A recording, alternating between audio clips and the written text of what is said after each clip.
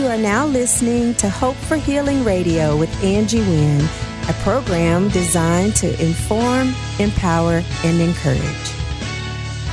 Good morning, listeners. Thank you so much for tuning in to Hope for Healing Radio with Angie Wynn on Groove 93.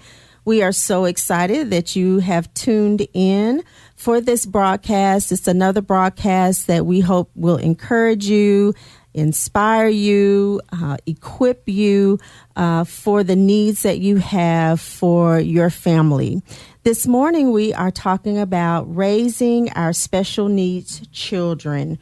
Raising our special needs children. And we have wonderful in-studio guests this morning, and they are really just experts in this arena. So we first have Sara Scott, who is the regional organizer for Family Voices of Tennessee, which is a part of the Tennessee Disability Coalition. She is a team member of a group focused on strengthening consumer advocacy within the healthcare system. She is also a recent graduate of the Council on Developmental Disabilities Partners in Policymaking Leadership Institute. Good morning, Sara. Good morning. Thank you for having me. We are so glad that you have joined us this morning. And we also have Lisa Mattheiss. She is Executive Director of Lifeline Incorporated since 2003. She is a parent fellow of at understood.org. She is a special needs ministry coordinator at Christ First Church. Thank you so much, Lisa, for being with us this morning. Good morning, and thank you for having me. We also have Gidget Brady, who is a teacher at Hamilton County Schools. She has a master's from Tennessee Tech and a bachelor's degree and a minor in psychology from MTSU. Good morning, Gidget. Good morning. Thank you for having me. We're very, very happy to have you here. And we also have Kiah Nesmith, who is the parent of a special needs child. She has a bachelor's in business administration, and she is also a graduate of the Leadership Academy of Partners in Policymaking. Good morning, Kiah. Thank you for having me. Good morning.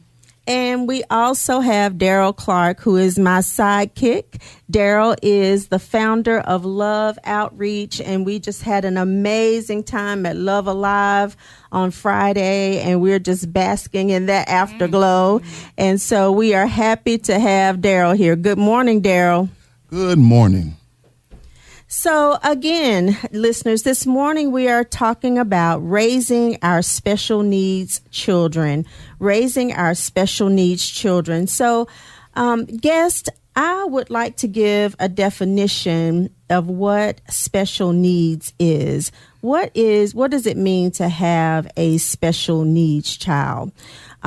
Special needs involves the educational requirements of pupils or students suffering from any of a wide range of physical disabilities, including medical conditions, intellectual difficulties, emotional problems.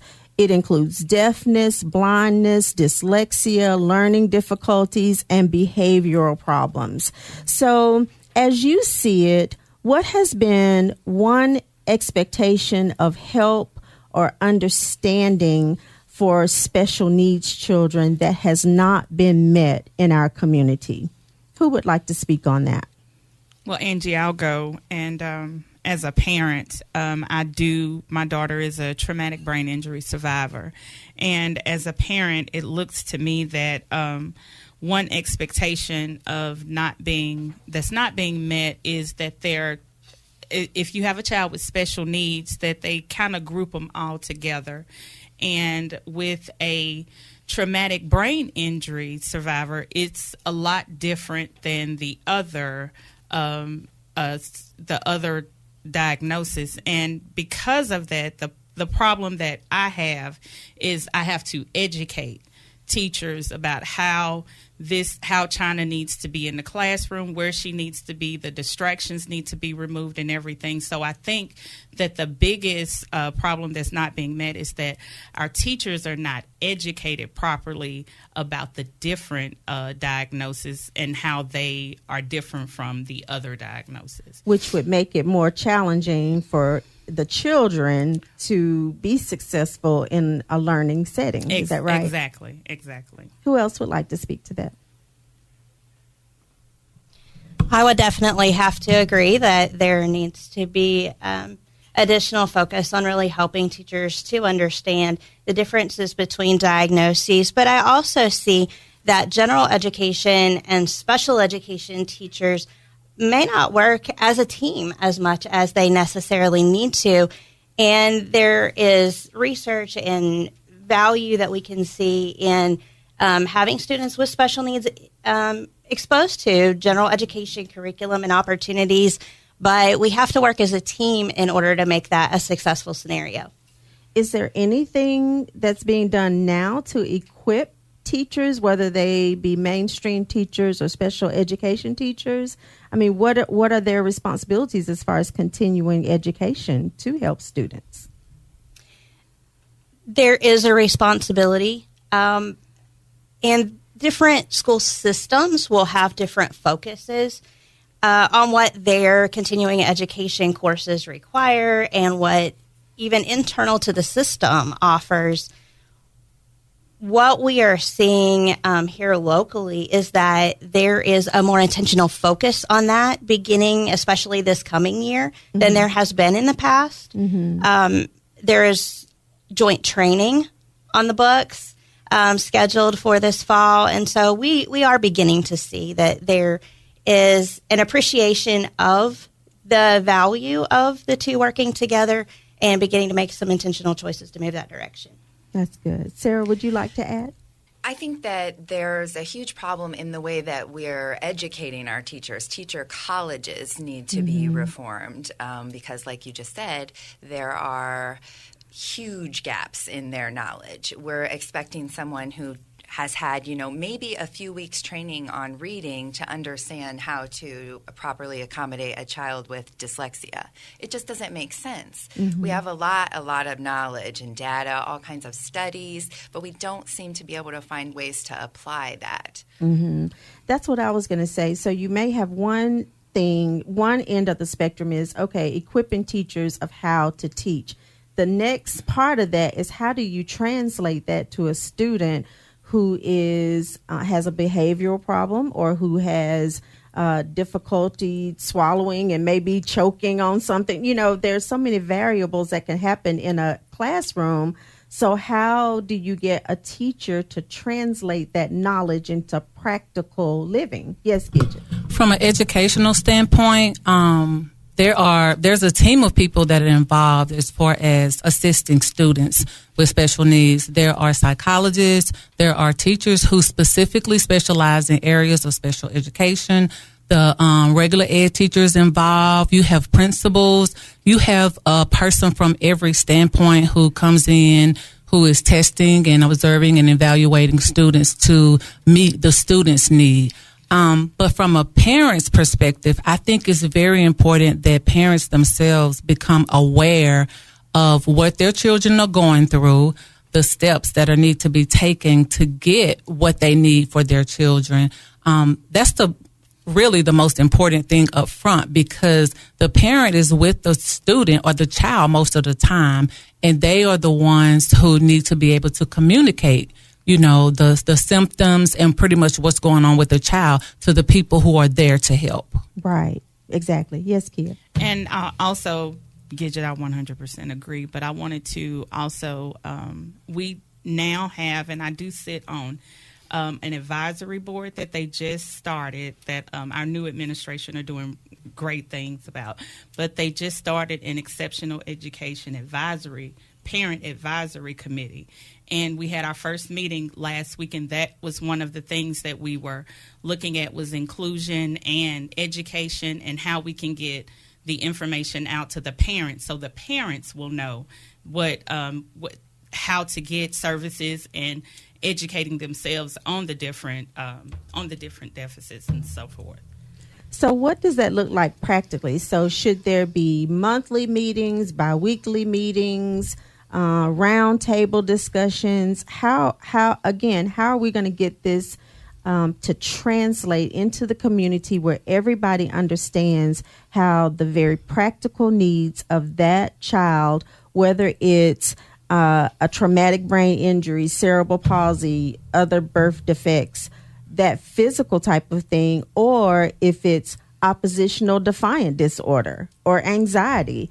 How do you think we can get that into the community practically, where the parents and the teachers and the psychologists, as you said, Gidget, are working as a team? And this is in an ideal world.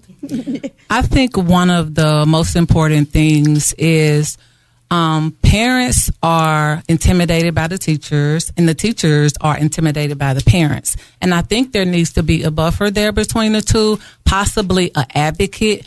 I was afforded the opportunity to take a class through Lifeline, and it was actually also through Vanderbilt, and it helped me to gain more confidence and more awareness. So I will go to meetings with parents. I will help prepare them for what needs to be said in the meetings. And I think that there needs to be more people available to be able to help the parents to feel more comfortable with teachers in meetings, and teachers to feel more comfortable with the parents in the meeting. I think that would be a great start, because it's very important for parents and educators to come together as far as meeting the needs of the children. So what is the first, if there's a parent who has difficulty with something that's happening in the schools with their special needs child, what is their first line of defense? Who do they go to first to get understanding? I think that varies on the type of parent. You have to consider there's huge differences between people who know their rights or the rights of their child and those who don't. There are a whole lot of parents out there who just, kind of go along with what they're given. They don't understand that there's more to it. So how do they find that out? For me, it was Google, and starting with my healthcare providers. I really trusted our very first provider, and he helped me get to places of higher level, more understanding. And Google's your best friend. And it practically directly to the teacher and says, I have these concerns about my child. They have come home saying this and that, and I feel like we need to have a discussion about, should parents be that bold? Should they be that proactive? Is that the right thing to do? Because we want to empower our listeners to do what they need to do for their children. Is that the right answer? One of the first lines of defense for me was my son's pediatrician. Because I had a relationship with him naturally, because he was there since birth. And I began to talk to him about some of the things that I was observing with my son at home, and some of the complaints and some of the things that the teachers were saying about him. So I started with him, and we kind of discussed what were some of the possibilities of things that were going on with him. And the doctor is the perfect person that will give you referrals out to people so you can get more kind of advice and get more people involved to kind of see what's going on. And from there, those people usually will pull teachers in the school system into it by sending out forms to evaluate the child. And then that's where everything kind of comes together, where you are identifying the issues with your child. You have the education system involved. You have the teachers, the psychologists. You have the doctors. You have everybody who's aware what's going on and what direction you're going in. Excellent information. Excellent information. Listeners, thank you so much for tuning in. We are again discussing a very relevant topic, raising our special needs children. Raising our special needs children. This is Hope for Healing Radio with Angie Wynn on Groove 93. Please join us after the break.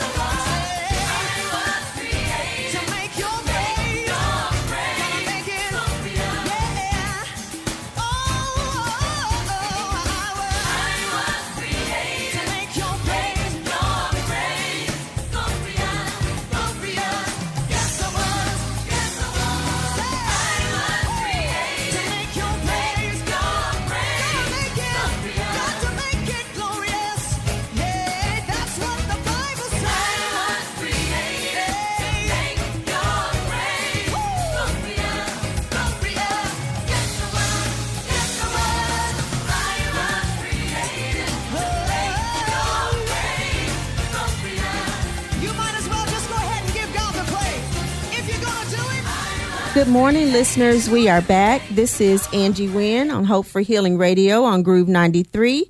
We are so excited that you have joined us this morning for this relevant topic, raising our special needs children. Raising our special needs children. We have our in-studio guests, Sara Scott, Lisa Mattheiss, Gidget Brady, Kiah Nesmith, and, of course, Daryl Clark. So we got into a little bit of a discussion during the break about how the educational side of having a special needs child and the medical side of having a special needs child with a medical diagnosis can sometimes be difficult to manage, both of them. So how have you all found out that works, or what are some of the difficulties there? I think there are just two different systems, so you just have to figure out kind of the different ways that they operate and what you can get from each. For me, it was figuring out ways that they could complement each other. I could fill in gaps of things that I wasn't able to get from the school system with a medical provider or vice versa. Mm-hmm. So does that mean like medications, or are there limitations on medications in school that you can give children? Not if there is a doctor's documentation to back that up. The school cannot tell a parent to go get medication. However, there is definitely a conversation that needs to happen between the medical community and the educational community in order to build the best scenario for a child in the classroom. Are teachers, counselors, people in the school system, are they open to that most times? Sometimes not so much. That's an area that in the special needs world as a whole, there are an awful lot of silos. People functioning in their area of expertise, but there's not a lot of bridging of the gaps in between. And the children fall into the cracks of unfortunately. Yes. Mm-hmm. Unfortunately. And don't get what they need. And that's why we're having this discussion this morning, because we want parents to be able to be equipped to get what they need for their children. And of course, a lot of times in our community, there was just a shooting last night. We have children that are suffering from post-traumatic stress disorder. Probably 8 out of 10 of them have either heard about or maybe witnessed or been in the vicinity of a shooting or heard, parents and grown-ups talking about it. So let's take that, for example. So how do you, as an advocate for parents in the healthcare community, as far as special needs goes, how do you help a parent be an advocate for a child where a teacher may think that they're just acting out, but the medical diagnosis is post-traumatic stress? How do you build that bridge as a parent? If I had to outline to a parent like the steps of what they needed to do first, I would say, first of all, whenever you notice that there's something going on with your child, don't immediately, be shy about it, be ashamed of it, because that child will one day grow into an adult. And as they grow, the issues that they are having will grow with them. So when you first become aware of that there are issues with your child, talk to your family about it, people who are involved with the kids, people who you trust, first of all, to see if they are noticing some of the same things. Then, like I said, second of all, go to your pediatrician, talk to your pediatrician about some of the things that are going on with your child, and they will be able to help you, to guide you, to give you things to read. And as well, they will be able to refer your child to people who can better help them, such as psychiatrists, counselors, pretty much provide them with whatever it is that they need along with other testing.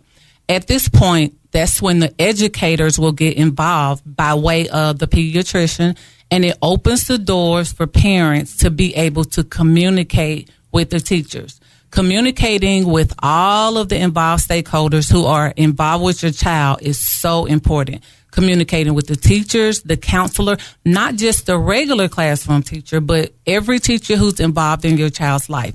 Where your child goes to daycare, where they go to after school care, where they go to summer care. You want to get everybody involved in talking about and discussing the needs of your child, because you want to make sure as you move forward as a parent in getting your child the help that they need, all of the possible bases are covered. And you will find out at this time that there are so many people who are there to really help and support you through this process. But as the parent, the most important thing is to stay involved so you can give the correct information, because you are the child's first defense. That's excellent information, and that's a great process to go through. So, Daryl, you want to ask a question about just practically about parents and raising special needs children. Okay, I do want to pose this question to our parents that are in the studio with us today. Can you take us through a day of parenting that kind of reflects the difference in raising a special needs child? In regards to my daughter, our day has to be structured, because with the diagnosis, you have to have order and it has to be consistent. The injury was mostly in the frontal lobe of her brain, which is where the short-term memory is. So we have to have consistency, because her memories, everything that we do, it has to transfer back to the long-term memory in order for it to be consistent with her. So a normal day for her is we have a lot of alarms. We have a lot of, because we're in this process of we're wanting China to have her independence.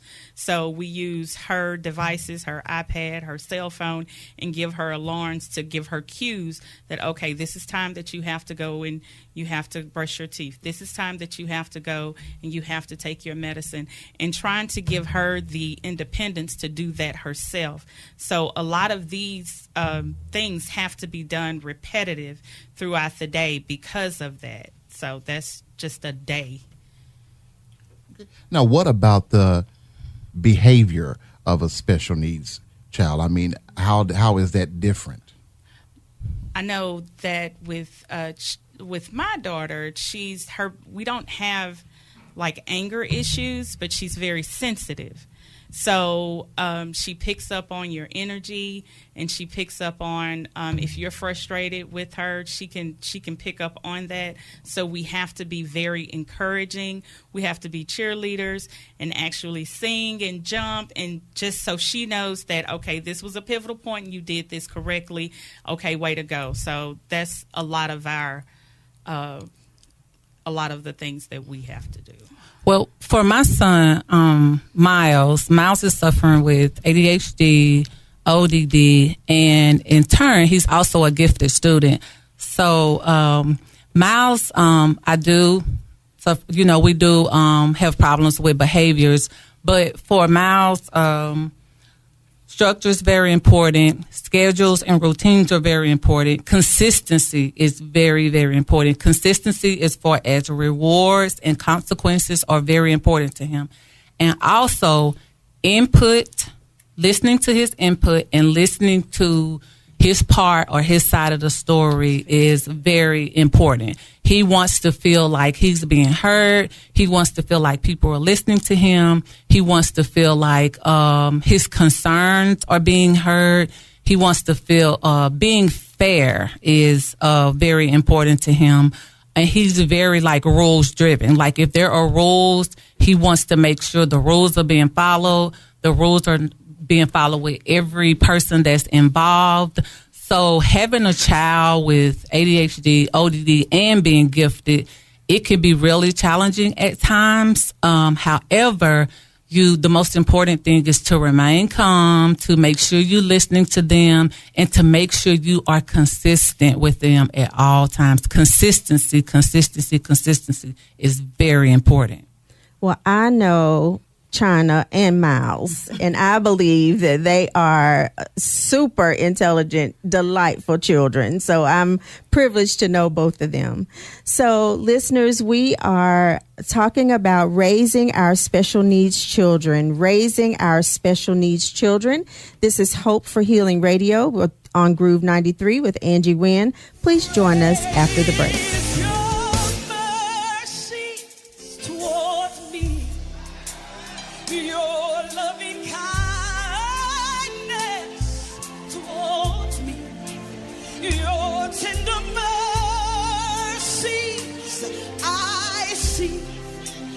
Day after day,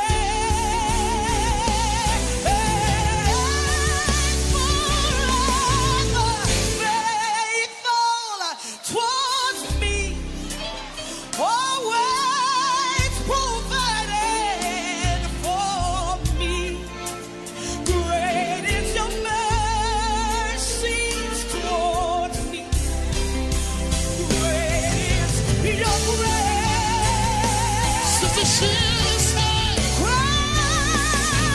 Great is your mercy towards me, your loving kindness towards me, your tender mercies I see day after day.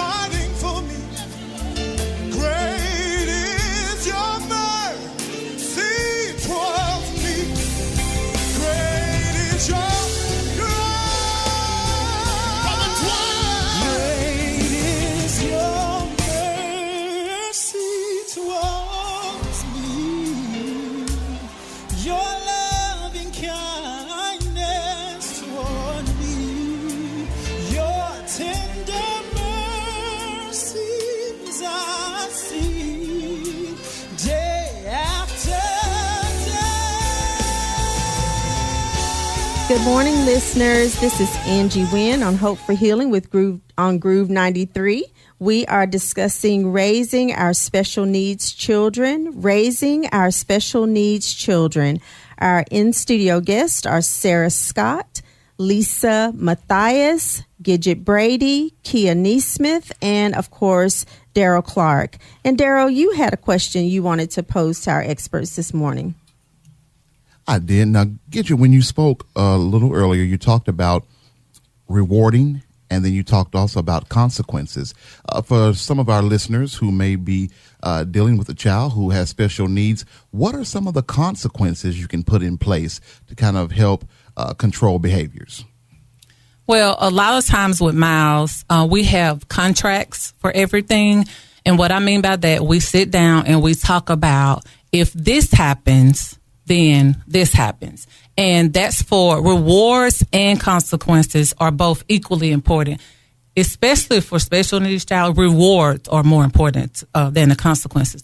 But in a contract, when we sit down and we do a contract, we will talk about the things that he is responsible for.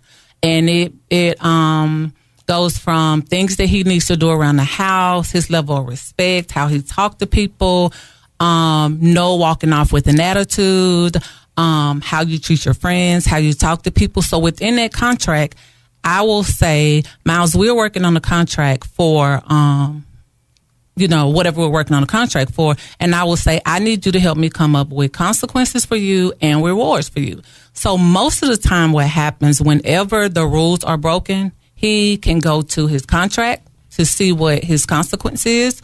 Or whenever he does well, he can go to his contract to see what his reward is. So most of the time, he is very much aware of, what his consequence or his reward is. And most of the time, I don't have to tell him, that was a problem. This is your consequence. Most of the time, he's very much aware of it. I give you a prime example. And this was one of the things we came up with together. He is approaching the age of 12 and into working out and trying to be fit or whatever. So we agreed around the house as a consequence because he has a problem remembering things and doing things around the house. So if there are lights left on around the house, if he leaves the gate open, he has to do like 15 push-ups. That is every time he leaves the light on. So the push-up thing is something that he came up with as a consequence because I was like, we really need to make sure we are turning off the lights and closing the gate and doing things that we are supposed to do around the house. So we came up with that. Sometimes he get a little bit upset about it, but for the most part, if I call his name and he walks through a room and the light is on, he says, I already know. Well, having been a therapeutic foster parent for many years with one of the local agencies here, I do know how important contracts are. And you said something that was also good is what I used to do. I would let them come up with the consequences. So when they came up with the consequences, I would be able to make them a part of the entire process. Or why do I have to do that? Well, now, this is what you said you wanted to do. So these are your consequences. So then we're going to go ahead and put them in motion. But I would also make it plain that if these are what you're choosing for consequences and you agree for this to this contract, we won't be going back to anything else. We're going to, hold to what you said. And so it also gives them a sense of responsibility, and it helps them know to also think before they speak in terms of what they want to do for consequences. But I saw it actually really help the children in my home that came through the foster care system. And that's something, it's a great segue. Thank you for sharing, Gidget and Daryl. It's a great segue to this question that I have. As special needs children grow, how are they integrated into society based on the foundation that they receive educationally, medically, through parenting? How are they being equipped? What is in place now for them to become productive citizens? There is with Hamilton County, they do have a transitional program, and it's just new this year that they have started that are transitioning some kids out of high school into jobs. And it's helping them as far as training. They have an on-the-job training coach, and that goes to the job with them. And the objective and the goal is to get them employed. And that has happened a couple of times, even with the program being so new. That has happened a couple of times this year. So there are things in place, but there needs to be more. Yes. Every IEP for a student who is 16 or older, really, there is a transition plan page as part of the IEP. And so that really becomes the place where the whole team can come together and talk about long-term plans and then incremental steps in order to get to that point. And a lot of people can be pulled into that meeting, even from external organizations, Voc Rehab. Other people can be pulled into that meeting that haven't historically been part of the meeting when the children are younger. And so you really do have the opportunity to expand horizons as they get older and really build components into that transition plan. Unfortunately, the transition plan page has not been used as well as it could have been used. And there are a lot of reasons for that, but this is a great opportunity for families to ask, what all can we put on that page? And to bring forth their own thoughts and ideas and the thoughts and ideas of their child for how they can build that plan. Okay. So what about, let me ask this question. Let's say there is a listener who has a child who maybe has a behavioral problem, whichever problem that could be. So let's say that they're not getting answers from the teacher. They're not getting answers from the principal.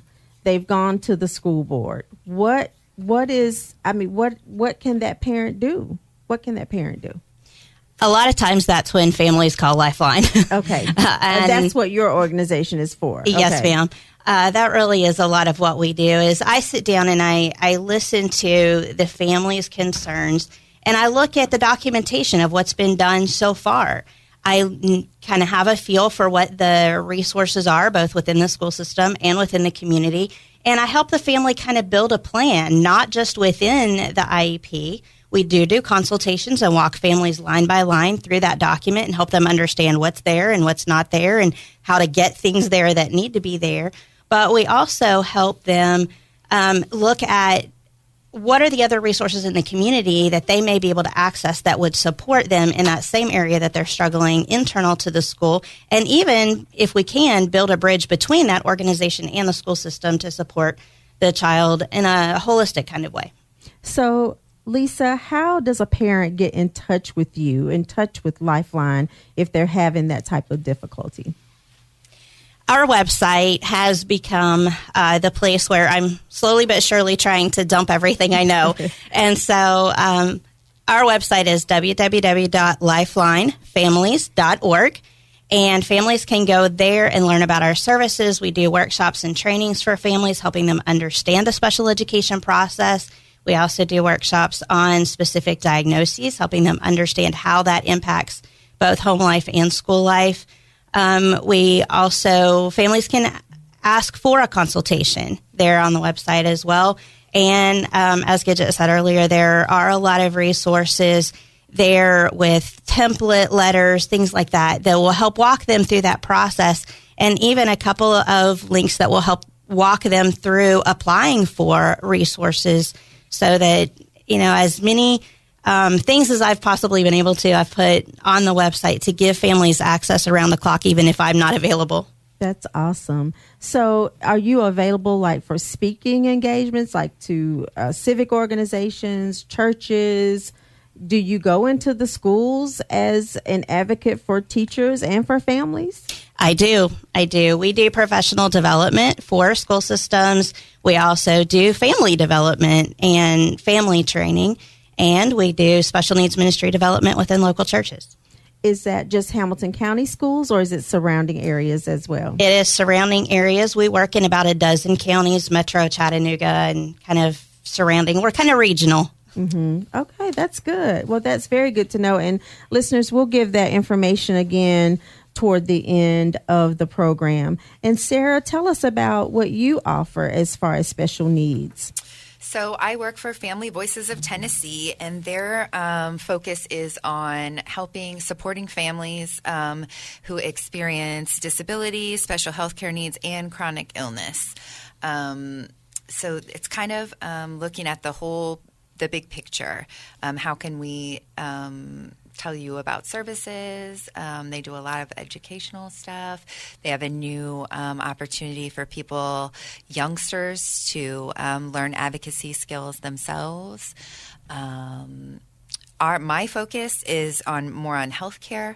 We're working on building consumer advocacy skills on our Tennessee's new ECF program, which is just for people with intellectual and developmental disabilities.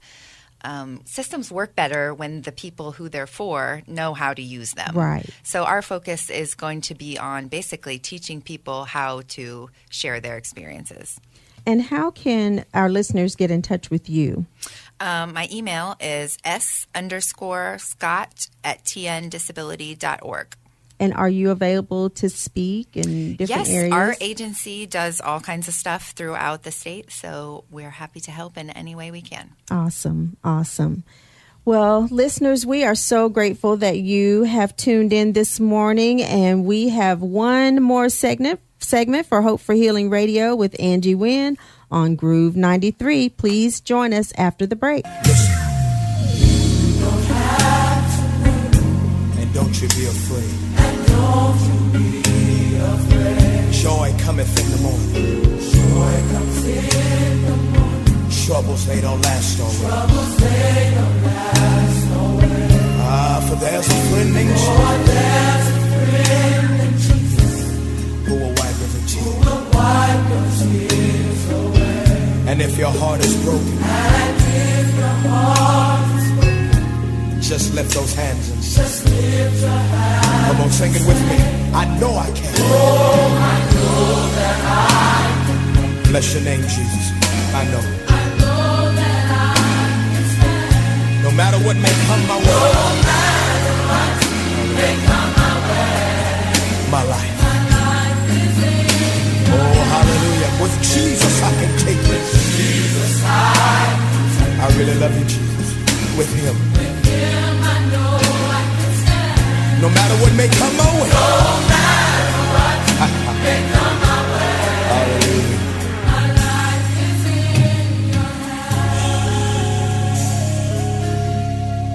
Listen. So when the tests and trials, they seem to get you down. They seem to get you down. And all your friends and loved ones. And all your friends and loved ones. They're nowhere to be found. Are nowhere to.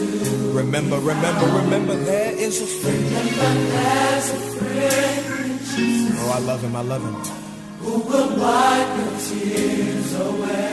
I know he will. And if your heart is broken, this is all you have to do.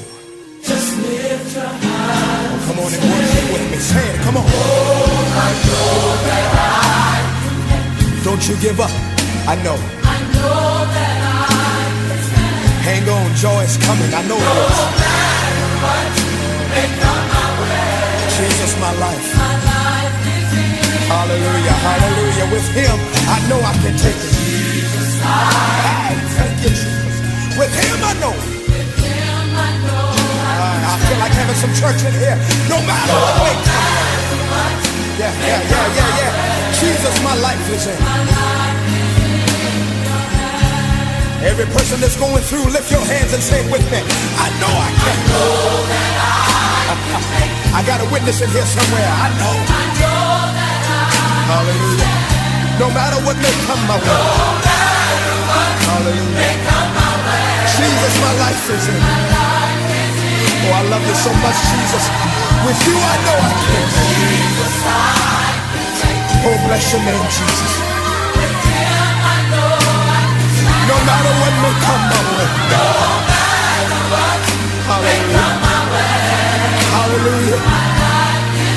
Hallelujah. Come on and say it with me. I know. Good morning, listeners. This is Hope for Healing Radio with Angie Wynn on Groove 93.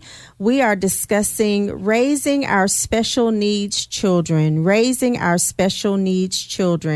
Our in-studio guests are Sara Scott, Lisa Mattheiss, Gidget Brady, Kiah Nesmith, and of course, Daryl Clark. And as always on Hope for Healing, we want to give some exhortation, some encouragement, a blessing to people who are in the midst of dealing with our subject matter. So to those parents who are raising special needs children, we want to speak to you regarding the system. We want to speak to you regarding your heart and the difficulties that we know that come with raising special needs children, whether it's a physical disability or behavioral or intellectual disability. We want to speak to your heart to encourage you this morning that there is hope. So, Daryl, would you start?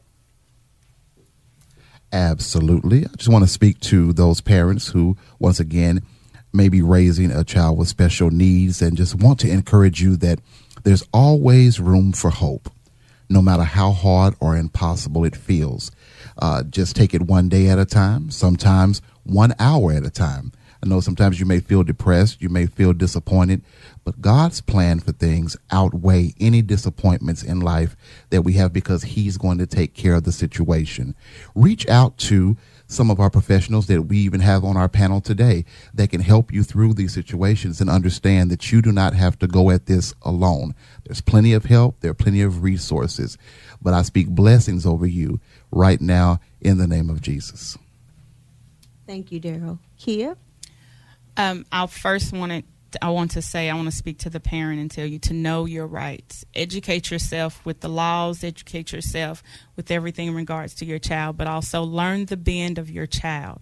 Know your child and understand that even the people, the school board and your pediatrician and everybody, you're, as Gidget said, your stakeholders, and you're all in this together. They are not your opponents. They are for you in most cases, but know your child. And also, the Word of God says, seek first the kingdom of God, and then everything else comes before it. Put God first in it. Put God first in your child. Bless your child. I send blessings to you. But I just want to emphasize, educate yourself on the diagnosis, and just know that just because your child has this diagnosis does not mean that your child is inadequate. Everyone is here for a reason. Everybody is here for a blessing. So please just make sure you understand and know the bend of your child. Thank you, Amen. Kiah. Sara? I think the thing that could be the most helpful is learning to follow your gut. That everyone has those feelings, whatever you call it, that tell you what is right and what is wrong. And there's a lot of things when you're dealing with special needs that can be really confusing and disheartening, and sometimes people don't do their jobs the way they're supposed to and don't help you. But to keep going, to believe in yourself and what you know and keep going. I think it's really easy to get depressed and only focus on the bad stuff. But if you keep faith in yourself and what you know about your kid, I think you can stay on the path to hope a little better. Thank you, Sara.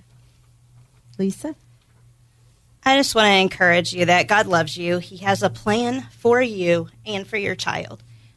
Trust your gut. As she said, you as a family are the expert on your child. You don't have to have all of the answers, though. Sometimes knowing the question to ask is more important than actually knowing the answer, because that brings together other people that can become part of your team. So begin building a team around your family, whether it's in the medical world, the educational world, just community support. There is help available. So access that help. And sometimes it's just making one phone call and that will lead to another, or sending one email and that will lead to another. There are laws to support your access to services. And so get familiar with those laws, whether it's education, whether it's knowing what your insurance policy will cover, or whatever. Know what resources are available to you, and there are people who will help you through that process. Thank you, Lisa. Gidget? As a parent, I just want to remind you that the Bible says, behold, children are a heritage from the Lord. And I want you to be reminded and just to make sure as a parent that you are helping your child get their needs met. Because as a child, we are responsible for our children. We can help them, be sure to help them with their problems, their issues, their situation, because they cannot take care of these things on their own. And by helping them, we can help them become productive citizens in society. We can help them become more independent, more sufficient, and more resourceful. Very good. Very good. Sara, tell us how the listeners can get in touch with you. My email is s_scott@tndisability.org. There's also lots of good stuff online at tndisability.org. Okay. And Lisa? Our website is www.lifelinefamilies.org. And my email address is Lisa.Mattheiss, and I'll have to spell that for you, Matttheiss @lifelinefamilies.org. And Lifeline also has a Facebook group that you can join and become a part of and interact with other families. And the Facebook group is Lifeline, INC, period. Now, I have to ask this just so the listeners will know, is there a cost to being a part or receiving from you all as far as what you have to offer? No cost. No, Okay. Tennessee Disability Coalition and Family Voices of Tennessee are free services. Okay. And are there scheduled times when the Tennessee Disability Services meet that parents can just be a part of that? Not necessarily. They focus more on workshops. We do individual services like linking families to other families who might have similar situations or diagnoses. We have Facebook pages too, kind of just out there and for people or families to reach out when they need it. Okay. That's good. All right. Yes, Lisa. Some of Lifeline services are free. There are some that we do charge a minimal amount for. But if families are struggling, then they just need to ask us. Mm-hmm. That's important. I mean, so many times people want help, but they feel like there's going to be a cost that they can't afford, so they may shy away from it. So I thought that was an important question to ask. So I know that I can tell that you all walk in a lot of grace. And so if many times if you just ask for what you need, you can get it. So that's encouraging to know for our listeners. So thank you so much, Chattanooga, for listening to Hope for Healing Radio. Again, a very, very needed topic, raising our special needs children. We are so thankful for our guests who have taken time out of their busy days to be with us and to have this discussion, as well as share information with you that can help you with your special needs child, whether it's a physical disability, intellectual disability, or behavioral challenge. We hope that you will take this information and glean from it. If it's not something that you need to know, maybe you know somebody that needs to know it. So share the information that you have. You can access this program again on YouTube, and the information, of course, will be there. You can contact Daryl and I on Facebook through Messenger if you have any questions on how to get in touch with our guest. So we are committed here at Hope for Healing to partner with you, to encourage you, to inform you, to empower you, to have what you need for your family to better yourselves with and equip you in your families to get what you need, as well as to make a difference in our community. So thank you so much for being a part.